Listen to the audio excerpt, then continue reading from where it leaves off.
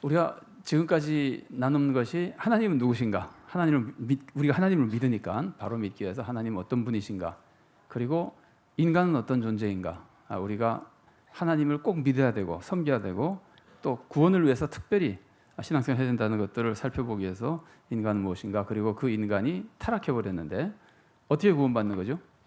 믿음으로 구원받는 거죠. 믿음으로 구원받아서 믿음은 무엇인가?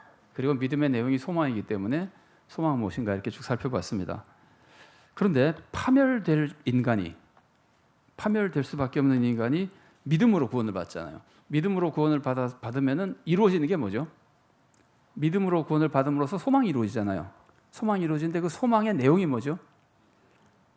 아니, 믿음의 내용이 소망이고 소망은 하나님의 자녀가 되는 거잖아요. 소망의 성취는 하나님의 자녀가 되는 거잖아요. 그래서 우리는 믿음으로 하나님의 자녀가 됐잖아요. 그러면 하나님의 자녀가 되면은 무엇을 하느냐 하면은 하나님을 사랑합니다. 믿음에서 구원받으면은 보답의 삶을 산다 그랬잖아요. 생각나세요? 구원을 받고 나면은 보답해 드린다는 것처럼 하나님의 자녀가 되면은 하나님과 관계가 회복되어 버렸잖아요. 관계가 아담의 죄로 인해서 그 원전의 우리 인류 시초의 죄로 인해서 관계가 파괴되어 버렸는데 죽었잖아요. 근데 그 관계가 회복됨으로써 이제 하나님의 자녀가 되고 구원을 받는데 그 관계가 회복되면은 달리 말해서 하나님의 자녀가 되면은 하나님을 사랑하게 되는 겁니다. 그래서 이제 거기다 제가 쓴 것이 하나님의 자녀는 구원받아서 하나님의 자녀가 됐으면은 당연히 하나님을 사랑한다는 겁니다. 근데 하나님을 사랑하는 것 속에서 그 모습을 제가 세 가지로 일부러 구별해 놨는데 첫 번째로 하나님의 자녀가 됐다고 하는 것은 놀라운 은혜를 받은 거잖아요. 하나님의 자녀가 됐다고 하는 것은 좀 달리 표현하면은 지금 하나님의 보호를 받는 천국에서 살잖아요. 내세에 상상도 할 수 없는 축복인 천국으로 들어가잖아요. 그러니까 이 엄청난 천국의 축복을 받은 것, 하나님의 자녀가 돼서 지금부터 이제 앞으로도 계속 하나님의 은혜 속에 산다는 것을 생각하면은 하나님의 은혜가 정말 대단한 거잖아요. 그래서 하나님의 자녀가 됐다는 것을 좀 풀어서 얘기하면은 하나님이 나에게 주신 은혜가 감사해서 하나님을 사랑하는 겁니다. 은혜에 대한 보답으로 사랑하게 되는 겁니다. 그런데 제가 여기다가 뭐라고 썼냐면은 하나님의 은혜를 깨달으면 사랑하게 된다 그러죠, 그죠? 원래는 이제 하나님의 은혜를 받으면 사랑하는 게 맞아요. 왜냐하면 하나님의 자녀가 아니었던 사람이 하나님의 은혜를 받아서 자녀가 됐으니까. 그러나 우리들 이미 하나님의 자녀가 된 사람들이 하나님을 사랑하는 것은 하나님의 은혜를 받는 것이라기보다 깨닫는 것이 중요합니다.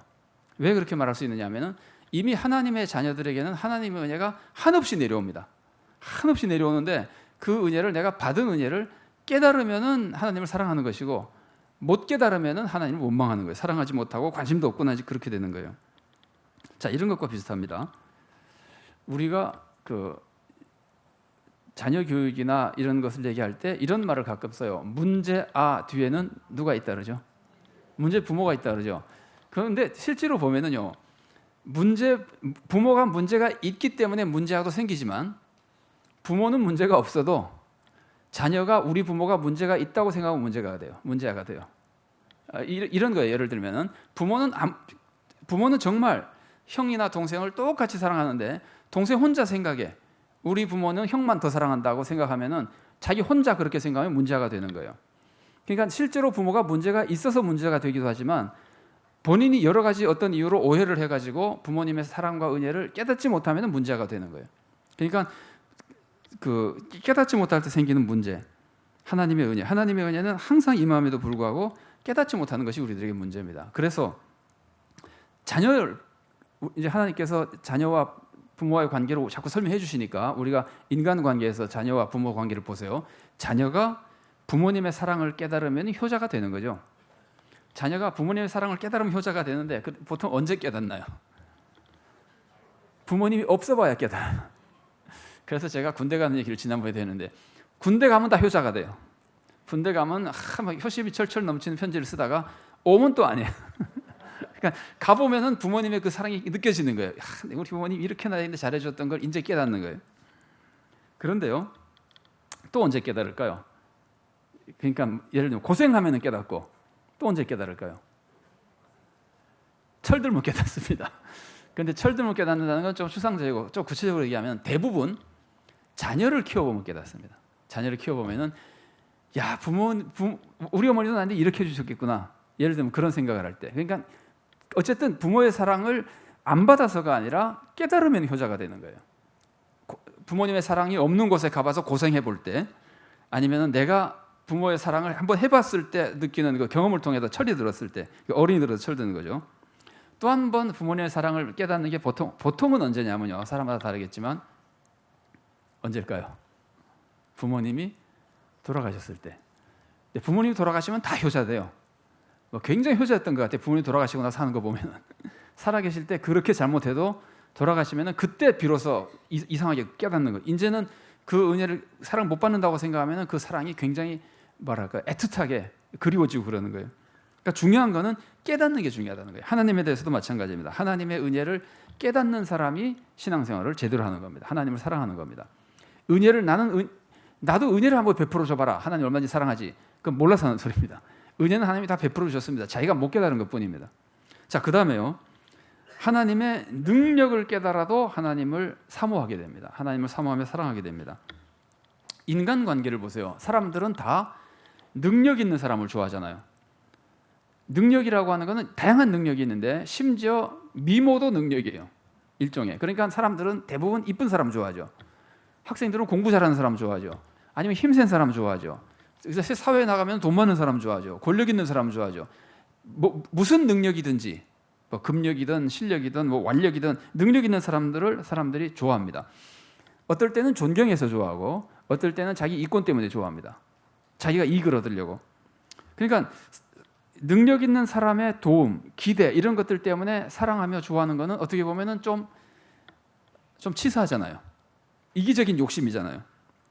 그렇지만 그것이 인간의 모습입니다. 인간은 타락하면서 우리가 그때 나눈 대로 타락할 때 나타난 모습이 이기적이었잖아요. 타락한 직후에 나타난 모습도 이기적이잖아요. 남을 죽이더라도 자기가 살겠다는 거 아니야. 저 사람 때문에 그랬다 그러면서. 그러니까 그렇게 이기적이 된 그것이 우리들에게 아주 본성처럼 이제는 타락한 인간의 본성처럼 되어버렸기 때문에 사람은 그 이기적인 것을 우리가 전제할 수밖에 없습니다. 그래서 사람은 그래서 능력 있는 사람을 좋아하고 존경하고 혹은 이제 도움을 사모하는데, 하나님이 어느만큼 능력이 있습니까? 하나님의 능력은 우리가 말로 표현하면 무한하다 그러는데, 그러니까 하나님의 능력도 달리 말하면 하나님의 권능도 알면은 사랑하는 거예요. 몰라서 사랑하지 않는 거예요. 그래서 첫 시간에 우리가 나눌 때 하나님을 알면은 반드시 뭐 한다 그랬죠? 생각나십니까? 하나님을 알면은 반드시 경외한다 그랬잖아요. 여호와를 경외하는 것이 지혜의 근본이다 그랬을 때, 거룩하신 자를 아는 것이 명철이고, 이렇게 평행법 얘기를 제가 소개해드렸잖아요. 하나님을 아는 사람은 반드시 경외한다. 그건 하나님의 권능을 알기 때문이에요. 그러니까 하나님의 권능을 알면은 하나님을 경외하는 것은 하나님에 대한 사랑의 모습이에요. 그래서 우리가 하나님의 능력을 깨달아도 하나님을 사랑합니다. 자, 제가 두 가지 소개해드렸습니다. 하나님의 은혜를 깨달아도 사랑하고, 하나님의 권능을 깨달아도 사랑합니다. 그래서 이걸 거꾸로 얘기하면은, 하나님을 사랑하게 만들려면은 하나님의 권능을 자꾸 가르쳐줘야 되는 거예요. 하나님의 권능을 알려줘야 되는 거예요. 하나님의 권능에 대해서 듣지 못하면은 하나님을 사랑할 수가 없어요. 하나님의 은혜를 듣지 못하면은 하나님을 사랑할 수가 없어요. 그래서 찬송가에 이런 찬송이죠. 예수도 알기 원하네. 그리고 주 예수 크신 사랑 늘 말해주시오, 이런 찬양도 있죠. 자꾸 들어야 우리는 수시로 잊어버리고 다른 데로 생각이 빠지기 때문에 최소한 한 주일에 한 번은 제대로 들어야 되고, 그래서 하나님이 주기를 정해놓으신 거예요. 한 주일에 한 번은 나에게 와서 예배를 드리라고. 그것도 하루 한 시간 드리는 게 아니고 하루 종일 딴일하지 말고 하나님과 교제하라는 거거든요. 그러면서도 이제 그 구약에 가보면은 이제 사람들이 타락한 이후에 다양한 계명을 줘가지고 수시로 집회를 하고 하나님을 섬기도록 하잖아요. 그 말씀을 들어야 하나님을 알게 되고, 은혜도 알고 권능도 알고 하나님 사랑하는 겁니다. 그리고 또 하나가요. 하나님은 당신의 자녀에게 하나님을 사랑하라고 명령하십니다. 그러니까 우리는 하나님이 명령하셨기 때문에도 사랑해야 돼요. 자녀가 되면은 저절로 하나님의 은혜 감사하고 권능을 바라보며 경외하고 하면서 사랑하지만, 그 다음에 하나님이 사랑하라고 했기 때문에도 사랑해야 돼요.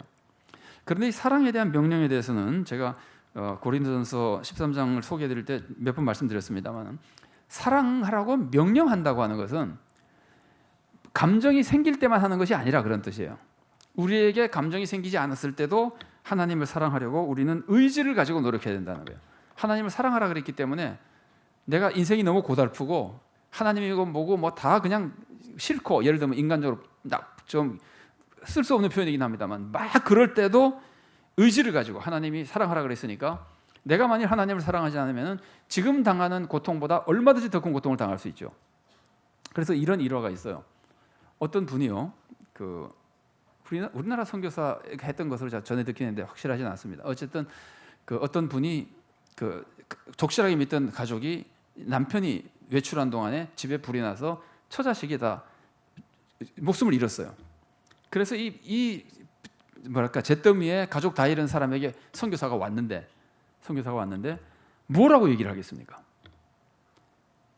근데 선교사가 이렇게 얘기했대요. 당신은 지금 하나님을 원망할 수도 있습니다. 그러나 하나님은 이렇게 순식간에 우리의 모든 것을 뺏어갈 수 있을 만큼 권능 있는 분이라는 것을 깨달을 수도 있습니다. 그랬대요. 정말 사람으로서 하기 어려운 말이죠, 그죠? 근데 위로해도 위로가 안 될 때인데 이분은 이렇게 거꾸로 하나님의 권능을 얘기해 버렸어요. 근데 이 사람이 성령님의 감동이었지만은 이 사람이 원망보다는 두려워하는 것으로 바꿨어요.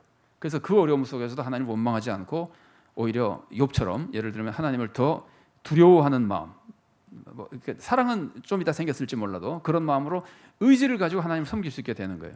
그러니까 내가 인간적인 여러 가지 감정이 생길 수 있는 상황에도 의지를 가지고 하나님을 사랑하는 노력을 해야 되는, 하나님을 사랑하는 노력을 하게 되면은 가장 1차적으로 나오는 것이 예배에 참여하는 겁니다. 하나님을 사랑하라 그랬으니까 나는 정말 짜증스럽지만 그래도 하나님의 명령이니까 내가 하겠다. 그래서 예배에 참여하면은 그런 식으로 억지로 자꾸 해나가면 무슨 일이 생길 것 같아요? 억지로 해나가면은 그 억지로 하는 것 속에도 하나님의 은혜가 임하는 겁니다.